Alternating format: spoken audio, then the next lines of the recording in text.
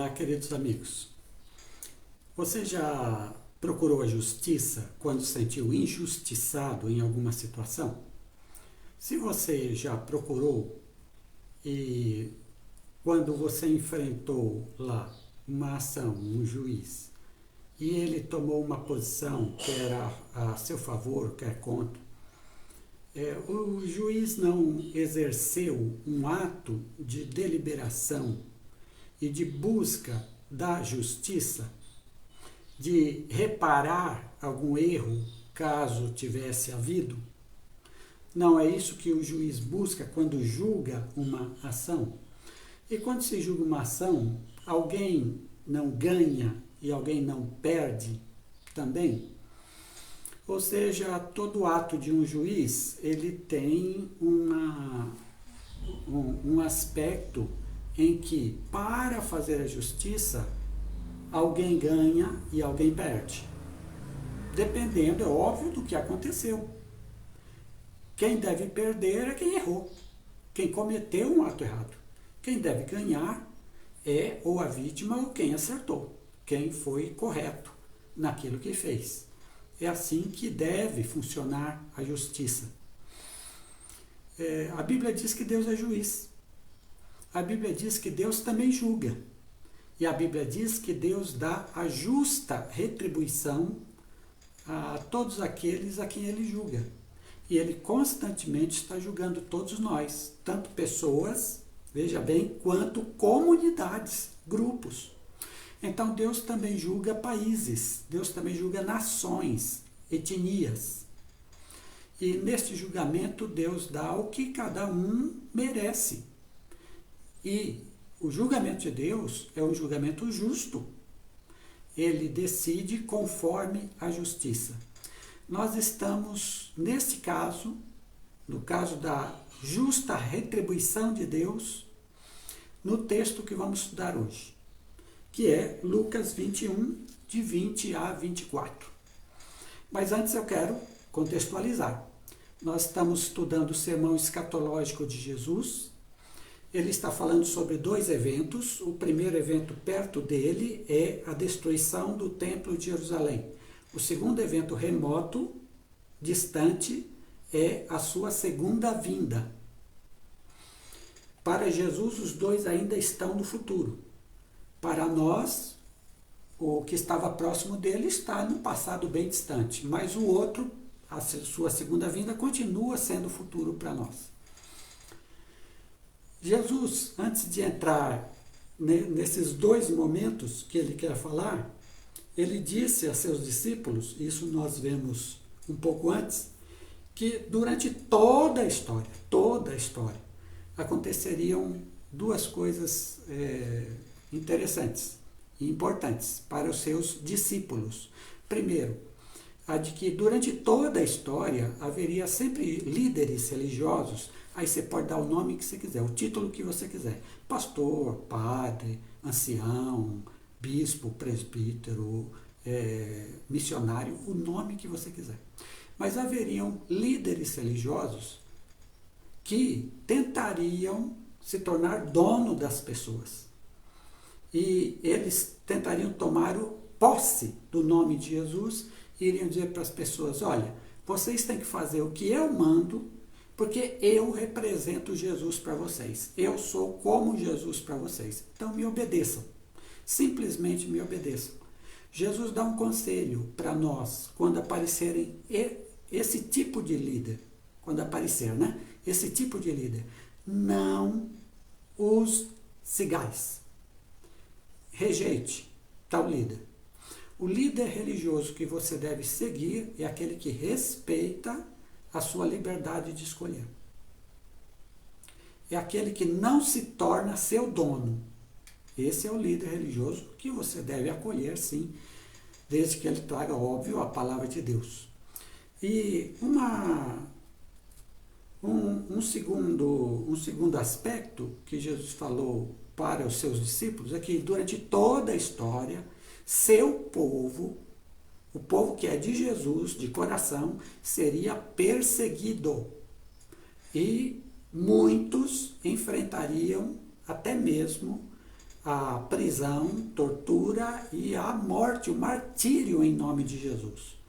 Então, Jesus disse aos seus discípulos que o que os esperava durante toda a história eram perseguições e vida difícil. E não, como dizem alguns hoje, que você, recebendo Jesus, sua vida só vai prosperar, só de bem para ótimo. Não, Jesus disse o contrário desse tipo de pregador. Jesus disse que, na grande maioria dos seus discípulos, esperava perseguições por causa de Cristo. Não por causa de males que eles tivessem feitos. Não, por causa de Cristo. E agora, Jesus chega na primeira de sua profecia do que vai acontecer, do futuro. E é o acontecimento próximo de Jesus. Isso porque Jesus está falando esse sermão no ano 30.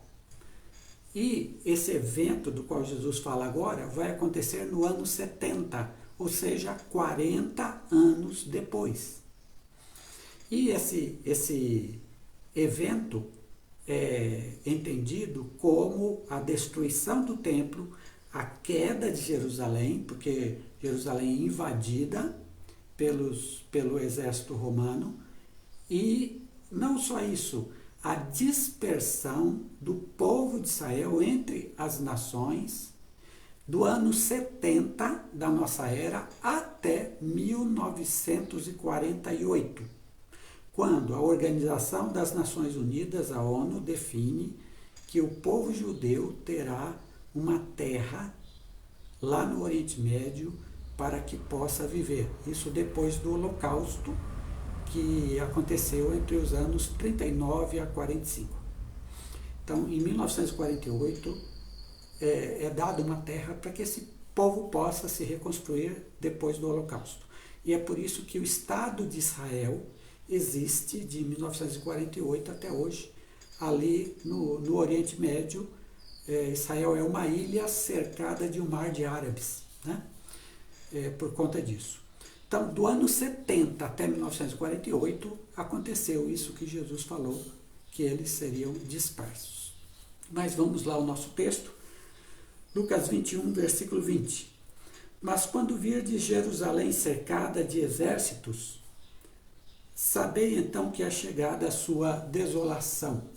Jesus diz a seus ouvintes, e nesse momento são ouvintes judeus, apenas judeus, que o templo, aquele templo monumental de Jerusalém, que era uma coisa linda, grande, parecia assim, nunca indestrutível, nunca ninguém destruirá isso aqui. Jesus falou que chegaria o tempo em que não ficaria pedra sobre pedra nesse lugar. Por isso ele diz, quando vir de Jerusalém cercada de exércitos, sabei que é chegada a sua desolação. Foi exatamente assim. Por que Jerusalém ficou cercada pelo exército romano, do general Tito? Por quê? Porque houveram em Israel e em Jerusalém vários atos, tentativas de independência de Israel do poder do Império Romano. Várias tentativas.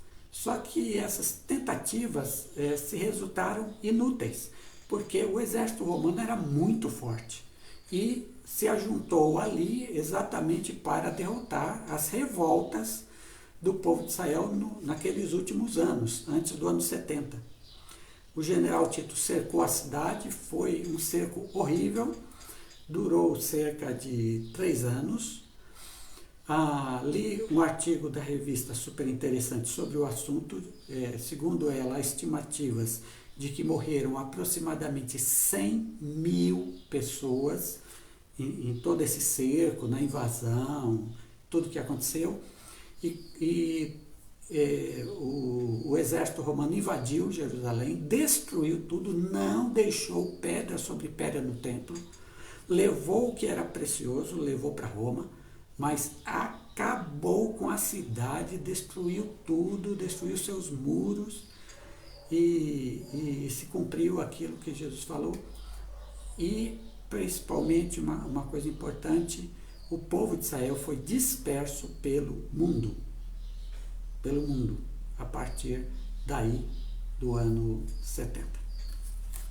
Portanto, Jesus diz, quando vocês virem Jerusalém cercada de exércitos, chegou a hora da desolação. Deixa eu dizer aqui uma coisa para você. Com a vinda de Jesus Cristo, o encontro de Deus com os homens deixa de ser geográfico, Jerusalém, aquela terra de Israel, deixa de ser nacional em relação a um povo só, Israel, e o encontro de Deus com os homens se dá agora em uma pessoa, Jesus Cristo. É em Jesus que nós vamos agora encontrar Deus. Não é em um lugar, Jerusalém, não é em um lugar físico menor chamado templo, e não é em um povo só. Agora é em Jesus nós encontramos Deus. Por isso Jesus falou, quem me vê a mim, vê o Pai. Nosso encontro com Deus agora é em Jesus e com Jesus. Não temos mais nada a ver com aquela Jerusalém da Palestina. Para nós, cristãos, que cremos em Jesus, não significa nada. Não vai ter mais nada dela na nossa história daqui para frente. Tem muita gente, teólogos, pastores, que diz, não, temos que lutar pelo bem de Israel, porque ainda as promessas se cumprirão lá em Jerusalém, vai ser erguido um templo, e eles vão adorar a Deus, e o evangelho vai partir lá de Israel, todo mundo tem que se voltar para Israel. Não, gente, não existe nada disso. Daqui de Jesus para frente, nossa relação com Deus é por Jesus. Nada a ver com a Jerusalém que está lá. A Jerusalém que está lá é dos judeus, a Jerusalém que está lá também é dos palestinos, a Jerusalém que está lá é um problema deles que eles precisam resolver. E eles já têm muito problema lá com isso, com essa Jerusalém. A nós, cristãos, compete seguir a Jesus. Seguir a Jesus. Por questão humanitária, óbvio que a gente vai orar pelos israelenses que estão lá, pelos palestinos que estão lá, para que haja paz naquele lugar e todos vivam bem, claro. Mas aquela Jerusalém lá não tem mais nada a ver conosco. Aliás, o apóstolo Paulo fala disso. O apóstolo Paulo diz na sua carta aos Gálatas, no capítulo de número 4, versículo 25 e 26. Olhe bem o que ele diz. Ora, esta Agar é o Monte Sinai na Arábia e corresponde à Jerusalém atual, pois é escrava com seus filhos. Mas a Jerusalém que é de cima é livre, que é a nossa mãe. Então, nossa Jerusalém não é aquela da Palestina, nossa Jerusalém é a de cima, é a do céu, onde Jesus está. E Paulo diz, essa sim, a Jerusalém de cima, o céu é nossa mãe. É essa cidade que nós vamos chegar um dia, a Jerusalém celestial, a de cima. Continua Jesus. Então os que estiverem na Judéia fujam para os montes, os que estiverem dentro da cidade saiam, e os que estiverem nos campos não entrem nela. Jesus está dando um aviso, ele é profeta, no sentido de antecipar o futuro. Então Jesus diz, quando você vê Jerusalém cercada de exército, olha, foge. Não fica lá não, porque se ficar lá vai morrer ou vai ser escravizado. Foge, antes que isso aconteça. E é interessante, muita gente nessa invasão fugiu, até porque, creio, conhecia já a palavra de Jesus. Muita gente fugiu e se livrou da morte.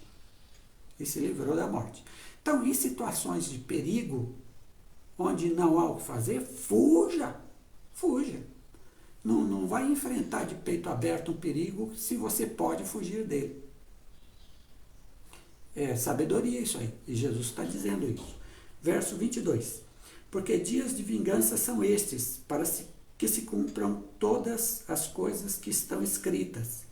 Ai das que estiverem grávidas, das que amamentarem naqueles dias, porque haverá grande angústia sobre a terra e ira contra este povo.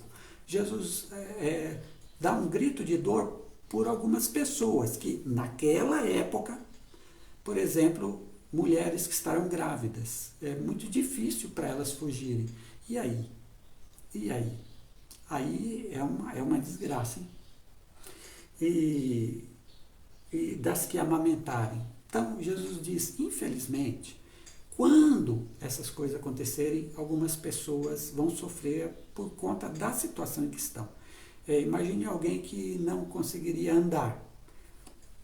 Não teria como fugir. Então, Jesus, sobre estas pessoas, dá um grito de dor. Ai, ai, que dor por essas pessoas. Jesus se compadece da dor que elas vão sofrer. Jesus se compadece. Ele avisou antes, mas ele sabe que mesmo avisando, algumas pessoas não teriam condições de fugir. Aí Jesus lança um grito de dor, de ai, porque haverá sofrimento para essas pessoas. Agora, há duas coisas aqui, duas falas de Jesus que são importantes nós trabalharmos um pouco. Ele diz, porque dias de vingança são estes. E depois ele diz, porque haverá grande angústia sobre a terra e ira contra este povo. E aí no 24, veja bem. E cairão o fio da espada, e para todas as nações serão levados cativos. Dia de vingança, dia de justa retribuição. Vingança aqui, gente, não é alguma coisa, eu vou me vingar de alguém. Não tem esse sentido. Tem o sentido de que Deus vai punir um povo, Deus é juiz, vai punir um povo que merece ser punido, que errou demais, que pecou demais, que foi longe nesse negócio de seguir religião, mas não buscar a Deus de coração. Esse povo honra-me com os lábios, mas seu coração está longe de mim. E isso acontece. Não tem jeito. Quando pessoas, principalmente pessoas que se dizem religiosas, falam muito no nome de Deus, muito no nome de Cristo, toda hora está falando esses nomes, toda hora, mas o coração é mau, o coração é duro, o coração não se importa com os outros, o interesse está só em pegar dinheiro dos outros, o interesse está só em se enriquecer, o interesse está só em dominar sobre as pessoas, para ter poder político sobre as pessoas. Quando isso acontece, Deus é juiz, Deus vai vendo, Deus vai tendo paciência, Deus vai aguardando, Deus vai esperando que ele mude, que ele se arrepende. Quando não acontece, o juiz diz, chegou a hora, agora você vai sofrer pelo que fez. Pelo que fez. É como o ladrão que rouba, um dia ele é preso e um juiz, tendo as evidências dos crimes, o condena. Agora está condenado por todos esses crimes aqui. A hora chega e o justo juízo de Deus cai sobre a pessoa. E é um juízo terrível. No caso deles é morte, no caso deles é desterro, no caso deles é muita coisa de ruim. Aí ele diz, e Jerusalém será pisada pelos gentios até que os tempos destes se completem. Jerusalém será pisada pelos gentios até que se completem. E eu acredito que isso se deu em 1948. Jerusalém pisada pelos gentios, depois os judeus retornaram. O que a gente tira daqui? Disso que Jesus fala e disso que Jesus diz. Primeiro, nós não temos mais nada a ver com a Jerusalém terrena, através de Jesus que nós chegamos a Deus, em todo lugar, em qualquer lugar. O Pai procura aqueles que o adorem em espírito e em verdade, não importa o lugar. Isso é primeiro. Segundo, Deus julga tanto pessoas quanto povos. Julgou o povo de Israel. Vai julgar a nós também. Se andarmos sem buscar a Deus, sem buscar aquilo que precisamos da parte dele. E em terceiro lugar, se você se apegar a Jesus, se você andar bem diante de Deus, você vai ter uma vida tranquila. Sofrimentos virão, perseguições virão, como Jesus falou, mas no seu interior você estará seguro. Que seja assim com todos nós. Um grande abraço.